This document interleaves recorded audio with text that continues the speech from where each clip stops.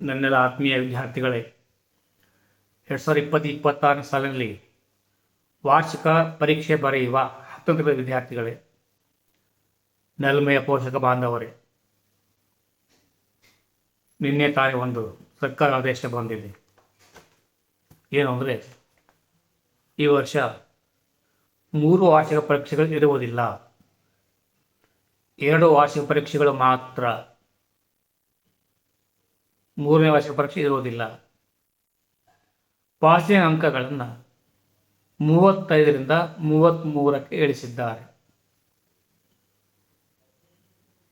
ಹಾಗಾಗಿ ನಮಗೆ 33 ಅಂಕಗಳ ಮುಖ್ಯವಲ್ಲ, 80 ಅಂಕಗಳ ಮುಖ್ಯ. ಮಕ್ಕಳು ನಿಮ್ಮ ಆಸ್ತಿ. ಆ ಮಕ್ಕಳಿಗೆ ಈಗ ಓದುವ ಅವಕಾಶ ಮಾಡಿಕೊಡಿ. ನಾಳೆ ಬರುವ 26ನೇ ಇಸ್ವಿಯ ಫೆಬ್ರವರಿ ತಿಂಗಳ ಕೊನೆಯ ದಿನದಂದು SSLC ವಾರ್ಷಿಕ ಪರೀಕ್ಷೆ ಪ್ರಾರಂಭವಾಗುತ್ತೆ. ಈಗ ಜ್ಞಾನ ಸಂಗ್ರಹಿಸುವ ಕಾಲ. ಅವರಿಗೆ ಅವಕಾಶ ಮಾಡಿಕೊಡಿ, ಅಭ್ಯಾಸ ಮಾಡಿಕೊಳ್ಳಿ ಚೆನ್ನಾಗಿ. ಯಶಸ್ಸಿನ ಹಾದಿ ತುಳಿಲಿಕ್ಕೆ ಪೋಷಕರು ಕೂಡ ಸಹಾಯ ಮಾಡಬೇಕಾಗಿದ್ದು ಅವರವರ ಕರ್ತವ್ಯ. ನಾನಿವತ್ತು 10ನೇ ತರಗತಿ ಮಕ್ಕಳಿಗೆ ಒಂದು ವಿಶೇಷ ಪಾಸಿಂಗ್ ಪ್ಯಾಕೇಜ್ ತಂದಿರುವೆ. ಸರಳ ಪ್ರಶ್ನೆಗಳು, ಸಂಕೀರ್ಣ ಇಲ್ಲದ ಪ್ರಶ್ನೆಗಳು. ಈ ಉತ್ತರಗಳನ್ನು ಒಂದು ಸಾರಿ ಮನನ ಮಾಡಿಕೊಂಡು ಪರೀಕ್ಷೆಗೆ ಹೋದರೆ ಯಶಸ್ಸು ಖಂಡಿತ. ಈಗ ಇತಿಹಾಸ ವಿಭಾಗದಿಂದ 1 ಅಂಕದ ಪ್ರಶ್ನೆಗಳು ನೋಡ್ಕೊಂಡು ಬರುವ. ಮೈಸೂರು ಸಂಸ್ಥಾನದ ನವರಾತ್ರಿ ಉತ್ಸವವನ್ನು ಪ್ರಾರಂಭಿಸಿದ ಒಡೆಯರ್ ಯಾರು? ನವರಾತ್ರಿ ಅಂದರೆ ದಸರಾ ಉತ್ಸವ. ಮೈಸೂರು ಸಂಸ್ಥಾನದ ದಸರಾ ಉತ್ಸವವನ್ನು ಪ್ರಾರಂಭಿಸಿದವರು ರಾಜ ಒಡೆಯರ್. ಚಿಕ್ಕ ದೇವರಾಜ ಒಡೆಯರ ಬಿರುದುಗಳು ಯಾವುವು?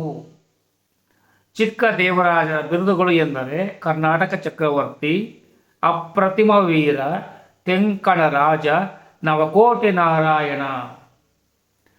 ನಾಲ್ವಡಿ ಕೃಷ್ಣರಾಜ ಒಡೆಯರ್ ಅವರ ಸಾಧನೆಗಳನ್ನು ತಿಳಿಸಿ. ಪ್ರಾಥಮಿಕ ಶಿಕ್ಷಣ ಅಭಿವೃದ್ಧಿ, ಪ್ರಾಥಮಿಕ ಶಾಲೆಗಳ ಶುಲ್ಕ ರದ್ದು, ಹೆಣ್ಣು ಮಕ್ಕಳ ಶಿಕ್ಷಣಕ್ಕೆ ನೆರವು ನೀಡಿದರು, ಮೈಸೂರು ವಿಶ್ವವಿದ್ಯಾನಿಲಯವನ್ನು ಆರಂಭಿಸಿದರು, ಕಾವೇರಿ ನದಿಗೆ ಅಣೆಕಟ್ಟು ಕಟ್ಟಿಸಿದರು, ಅನೇಕ ಕೈಗಾರಿಕೆಗಳನ್ನು ನಿರ್ಮಿಸಿದರು, ನ್ಯಾಯ ವಿಧಾಯಕ ಸಭೆಯನ್ನು ರಚಿಸಿದರು, ಮೈಸೂರನ್ನು ಮಾದರಿ ರಾಜ್ಯವನ್ನಾಗಿ ಮಾಡಿದರು. ಭಾರತದಲ್ಲಿ ವಿದ್ಯುತ್ ಪಡೆದ ಮೊದಲ ನಗರ ಯಾವುದು? ಕರೆಂಟ್ ಬಂದದ್ದು ಎಲ್ಲಿ? ನಮ್ಮ ಭಾರತದಲ್ಲಿ ಮೊದಲ ವಿದ್ಯುತ್ ಪಡೆದ ನಗರ ಯಾವುದು ಎಂದರೆ ಬೆಂಗಳೂರು. ಆಧುನಿಕ ಶಿಕ್ಷಣ ವ್ಯವಸ್ಥೆಗೆ ಯಾವ ವರದಿ ತಳಹದಿಯಾಯಿತು? ಆಧುನಿಕ ಶಿಕ್ಷಣ ವ್ಯವಸ್ಥೆಗೆ ಲಾರ್ಡ್ ಮೆಕಾಲೆ ವರದಿ ತಳಹದಿಯಾಯಿತು. ವಾರ್ಷಿಕವಾಗಿ ಈಸ್ಟ್ ಇಂಡಿಯಾ ಕಂಪನಿಯಿಂದ ಬ್ರಿಟಿಷ್ ಸರ್ಕಾರ ಪಡೆಯುತ್ತಿದ್ದ ತೆರಿಗೆಯನ್ನು ಅಪರಾಧದ ತೆರಿಗೆ ಎಂದು ಟೀಕಿಸಿದವರು ಯಾರು? Edmund Burk. ಸ್ವಾತಂತ್ರ್ಯ ಪ್ರತಿಯೊಬ್ಬ ಮನುಷ್ಯನ ಪ್ರಥಮ ಅವಶ್ಯಕತೆ. ಸ್ವಾತಂತ್ರ್ಯ ಪ್ರತಿಯೊಬ್ಬ ಮನುಷ್ಯನ ಪ್ರಥಮ ಅವಶ್ಯಕತೆ ಹೀಗೆಂದು ಪ್ರತಿಪಾದಿಸಿದವರು ಯಾರು? ಮಹಾತ್ಮ ಜ್ಯೋತಿಬಾ ಫುಲೆ. ಯುವ ಬಂಗಾಳಿ ಚಳುವಳಿಯನ್ನು ಮತ್ತು ಅಕಾಡೆಮಿಕ್ ಅಸೋಸಿಯೇಷನ್ ಯಾರು ಪ್ರಾರಂಭಿಸಿದರು? ಈ ಅಸೋಸಿಯೇಷನ್ ಪ್ರಾರಂಭಿಸಿದವರು ಹೆನ್ರಿ ವಿವಿಯನ್ ಡಿರೇಜಿಯೋ. ಆತ್ಮಗೌರವ ಚಳುವಳಿ ಮತ್ತು ಸೆಲ್ಫ್ ರೆಸ್ಪೆಕ್ಟ್ ಲೀಗ್ ಅನ್ನು ಯಾರು ಪ್ರಾರಂಭಿಸಿದರು? ಪೆರಿಯಾರ್. ಇ.ವಿ. ರಾಮಸ್ವಾಮಿ ನಾಯ್ಕರ್. ವೈಕಂ ಸತ್ಯಾಗ್ರಹ ಚಳುವಳಿ ನಡೆಸಿದವರು ಯಾರು? ಶ್ರೀ ನಾರಾಯಣ ಗುರು. ಯಾವುದನ್ನು ಮ್ಯಾಗ್ನಾ ಕಾರ್ಟಾ ಎಂದು ಕರೆಯಲಾಗಿದೆ? 1858ರ ಭಾರತದಲ್ಲಿ ಬ್ರಿಟಿಷ್ ರಾಣಿ ಹೊರಡಿಸಿದ ಘೋಷಣೆ Magna Carta. Policy of assertion ಎಂದರೇನು? 1861ರ ಭಾರತೀಯ ಪರಿಷತ್ ಕಾಯ್ದೆಯ ಮೂಲಕ ಭಾರತೀಯರಿಗೆ ಶಾಸನ ರೂಪಿಸುವ ಪ್ರಕ್ರಿಯೆಯನ್ನು ಸ್ಥಾನವನ್ನು ಕಲ್ಪಿಸಲಾಯಿತು. ಭಾರತೀಯರು ಬ್ರಿಟಿಷರ ಬಗೆಗೆ ತಿಳಿದಿರುವ ಅಭಿಪ್ರಾಯವನ್ನು ತಿಳಿಯಲು ಭಾರತೀಯರ ಪ್ರಾತಿನಿಧ್ಯ ನೀಡಲಾಯಿತು. ಇದನ್ನು ಇಂಗ್ಲಿಷ್ನಲ್ಲಿ ಪಾಲಿಸಿ ಆಫ್ ಅಸರ್ಷನ್ ಎನ್ನುತ್ತಾರೆ. ಎರಡನೆಯ ಮಹಾಯುದ್ಧದ ಪರಿಣಾಮಗಳೇನು? ಎರಡನೇ ಮಹಾಯುದ್ಧದ ಪರಿಣಾಮಗಳು: ಅಪಾರ ಸಾವು ನೋವು ಸಂಭವಿಸಿತು. ಅಮೆರಿಕ, ರಷ್ಯಾ ಬಲಿಷ್ಠ ದೇಶಗಳಾದವು. ಜಗತ್ತಿನ ರಾಜಕೀಯ ಸಾಮಾಜಿಕ ಸಂರಚನೆ ಬದಲಾವಣೆಯಾಯಿತು. ಶೀತಲ ಸಮರಕ್ಕೆ ನಾಂದಿಯಾಯಿತು. ವಿಶ್ವಸಂಸ್ಥೆ ಸ್ಥಾಪನೆಯಾಯಿತು. ಏಷ್ಯಾ ಮತ್ತು ಆಫ್ರಿಕಾ ದೇಶದ ಕೆಲವು ದೇಶಗಳು ಸ್ವಾತಂತ್ರ್ಯ ಪಡೆದುಕೊಂಡವು. ಈಗ ರಾಜ್ಯಶಾಸ್ತ್ರ ವಿಭಾಗದಿಂದ ಬಹು ನಿರೀಕ್ಷಿತ ಪ್ರಶ್ನೋತ್ತರಗಳನ್ನು ಇಟ್ಕೊಂಡು ಬರುವ ಸಾರ್ವಜನಿಕ ಆಡಳಿತದ ಪಿತಾಮಹ ಯಾರು? Woodrow Wilson. ಸಾರ್ವಜನಿಕ ಆಡಳಿತ ಪದವನ್ನು ಪ್ರಥಮ ಬಾರಿಗೆ ಬಳಸಿದವರು ಯಾರು? Alexander Hamilton. ಸಾರ್ವಜನಿಕ ಆಡಳಿತದ ವ್ಯಾಪ್ತಿಯನ್ನು ಪೋಸ್ಟ್ ಕಾರ್ಬ್ ಎಂಬ ಇಂಗ್ಲಿಷ್ ಪದದಲ್ಲಿ ಸೂಚಿಸಿದವರು ಯಾರು? ಲೂಥರ್ ಗುಲಿಕ್. ಸಾರ್ವಜನಿಕ ಆಡಳಿತ ಎಂದರೇನು? ರಾಜ್ಯದ ದೈನಂದಿನ ವ್ಯವಹಾರವನ್ನು ನಡೆಸಿಕೊಂಡು ಹೋಗುವ ಸರ್ಕಾರದ ಅಂಗವೇ ಸಾರ್ವಜನಿಕ ಆಡಳಿತ. ನೇಮಕಾತಿ ಎಂದರೇನು? ಸೂಕ್ತ ಹುದ್ದೆಗೆ ಸೂಕ್ತ ವ್ಯಕ್ತಿಗಳನ್ನು ಆಯ್ಕೆ ಮಾಡುವ ಪ್ರಕ್ರಿಯೆ ನೇಮಕಾತಿಯಾಗಿದೆ. ನೇಮಕಾತಿ ಎರಡು ವಿಧಗಳಾವು: ಪ್ರತ್ಯಕ್ಷ ನೇಮಕಾತಿ, ಪರೋಕ್ಷ ನೇಮಕಾತಿ. ಪರೋಕ್ಷ ನೇಮಕಾತಿ ಅಂದರೆ ಇಲ್ಲಿ ಪದೋನ್ನತಿ, ಬಡ್ತಿ. ಪದೋನ್ನತಿ ಎಂದರೇನು? ಪರೋಕ್ಷ ನೇಮಕಾತಿ ಎಂದರೇನು? ಈಗಾಗಲೇ ಸರ್ಕಾರಿ ಸೇವೆಯಲ್ಲಿರುವವರನ್ನು ಅವರ ವಿದ್ಯಾರ್ಹತೆ ಮತ್ತು ಸೇವಾ ವೇತನದ ಆಧಾರದ ಮೇಲೆ ಮೇಲ್ದರ್ಜೆಯ ಹುದ್ದೆಗೆ ನೇಮಕ ಮಾಡುವುದೇ ಪದೋನ್ನತಿ ಅಥವಾ ಪರೋಕ್ಷ ನೇಮಕಾತಿ. ರಾಜ್ಯ ಪೊಲೀಸ್ ಇಲಾಖೆಯ ಮುಖ್ಯಸ್ಥರು ಯಾರು? ಪೊಲೀಸ್ ಮಹಾನಿರ್ದೇಶಕರು, ಡಿಜಿ ಮತ್ತು ಐಜಿಪಿ.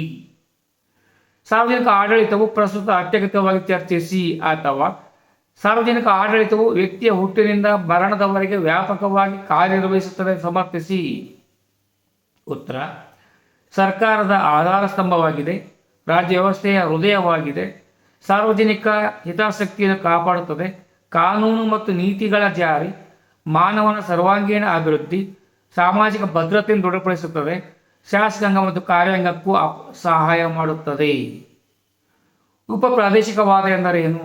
ರಾಜ್ಯದೊಳಗಿನ ವಿವಿಧ ಪ್ರದೇಶಗಳಲ್ಲಿರುವ ಪ್ರಾದೇಶಿಕವಾದವನ್ನು ಉಪ ಪ್ರಾದೇಶಿಕವಾದ ಎಂದು ಕರೆಯುತ್ತಾರೆ. ಉಪ ಪ್ರಾದೇಶಿಕವಾದ ಬೆಳೆಯಲು ಕಾರಣವೇನು? ಪ್ರಾದೇಶಿಕ ಅಸಮತೋಲನೆಯಿಂದ ಉಪ ಪ್ರಾದೇಶಿಕವಾದ ಬೆಳೆಯುತ್ತದೆ. ಯಾವ ವರ್ಷ ಮಾಹಿತಿ ಹಕ್ಕು ಕಾಯ್ದೆ ಜಾರಿಗೆ ಬಂದಿತ್ತು? 2005. ಲಿಂಗತ್ವ ಅಲ್ಪಸಂಖ್ಯಾತರು ಎಂದರೆ ಯಾರು? ದೈಹಿಕವಾಗಿ, ಮಾನಸಿಕವಾಗಿ ತಮ್ಮ ಜನನಾಂಗದ ವಿರುದ್ಧ ಭಾವನೆಯುಳ್ಳ ಸಮುದಾಯದ ವ್ಯಕ್ತಿಗಳನ್ನು ಲಿಂಗತ್ವ ಅಲ್ಪಸಂಖ್ಯಾತರು ಎಂದು ಕರೆಯಲಾಗುತ್ತದೆ. ಭಾರತದ ನ್ಯಾಯಾಲಯದ ಮೊದಲ ಮಹಿಳಾ ನ್ಯಾಯಮೂರ್ತಿ ಯಾರು ಎಂದರೆ ಫಾತಿಮಾ ದೇವಿ.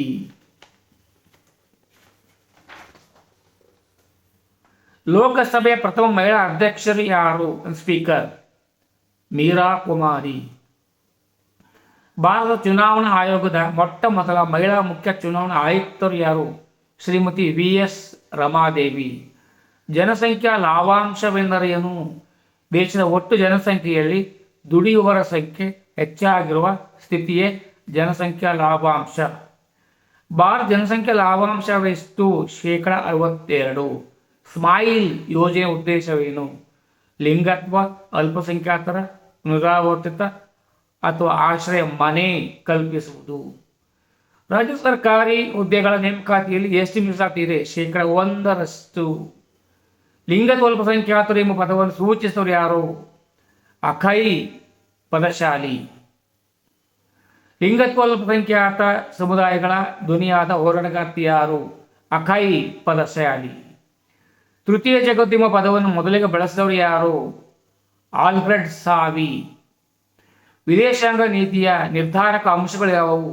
ರಾಷ್ಟ್ರದ ಭೌಗೋಳಿಕ ಸ್ಥಾನ, ಜನಸಂಖ್ಯೆಯ ಗಾತ್ರ, ಜಾಗತಿಕ ಸಮಸ್ಯೆಗಳು, ದೇಶದ ರಕ್ಷಣಾ ನೀತಿ, ನೆರೆಹೊರೆ ರಾಷ್ಟ್ರಗಳು, ಸೈನ್ಯದ ಗಾತ್ರ, ಆರ್ಥಿಕ ನೀತಿಗಳು, ಅಂತಾರಾಷ್ಟ್ರೀಯ ಪರಿಸ್ಥಿತಿಗಳು, ಅಂತಾರಾಷ್ಟ್ರೀಯ ಒಪ್ಪಂದಗಳು. ಭಾರತದ ವಿದೇಶಾಂಗ ನೀತಿಯ ಮೂಲ ತತ್ವಗಳು ಯಾವುವು? ವಿಶ್ವಶಾಂತಿಗೆ ಬೆಂಬಲ, ನಿಶ್ಶಸ್ತ್ರೀಕರಣಕ್ಕೆ ಬೆಂಬಲ, ಅಲಿಪ್ತ ನೀತಿ, ವಸಾಹತುಶಾಹಿತ್ವಕ್ಕೆ ವಿರೋಧ, ಸಾಮ್ರಾಜ್ಯಶಾಹಿತ್ವಕ್ಕೆ ವಿರೋಧ, ವರ್ಣಭೇದ ನೀತಿಗೆ ವಿರೋಧ, ಮಾನವ ಹಕ್ಕುಗಳ ಪ್ರತಿಪಾದನೆ, ಭಯೋತ್ಪಾದಕತೆಯ ನಿಗ್ರಹ, ಜಾಗತಿಕ ಬಿಕ್ಕಟ್ಟುಗಳ ಪರಿಹಾರ, ಅಂತಾರಾಷ್ಟ್ರೀಯ ಸಹಕಾರ. ನನಗೆ ತುಂಬ ಸಂತೋಷವಾಗ್ತಾ ಇದೆ.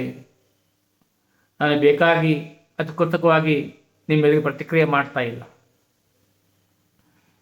ನನ್ನ ಅನೇಕ ವಿದ್ಯಾರ್ಥಿಗಳು ಫೋನ್ ಕರೆ ಮಾಡಿ, ಸರ್ ಹೇಗಿದ್ದೀರಿ, ಚೆನ್ನಾಗಿದ್ದೀರಾ, ನಿಮ್ಮ ಧ್ವನಿ ನಾವು ದಿನನಿತ್ಯ ಕೇಳಬೇಕು, ಇನ್ಸ್ಪೈರ್ ಆಗ್ತದೆ, ನೀವು ಮಾಡುವ ಕಾರ್ಯವನ್ನು ಮುಂದುವರಿಸಿ, ನಮ್ಮ ಮಕ್ಕಳಿಗೆ ಇದು ತುಂಬ ಸಹಕಾರಿಯಾಗುತ್ತೆ, ಉಪಕಾರಿಯಾಗುತ್ತೆ ಇಂತೆಲ್ಲ ಹೇಳ್ತಾರೆ. ನನಗೆ ಆಯ್ತಪ್ಪ ಹಾಗೆ ಮಾಡ್ತೀನಿ, ಸಂತೋಷ ಅಂತ ಹೇಳ್ತೇನೆ.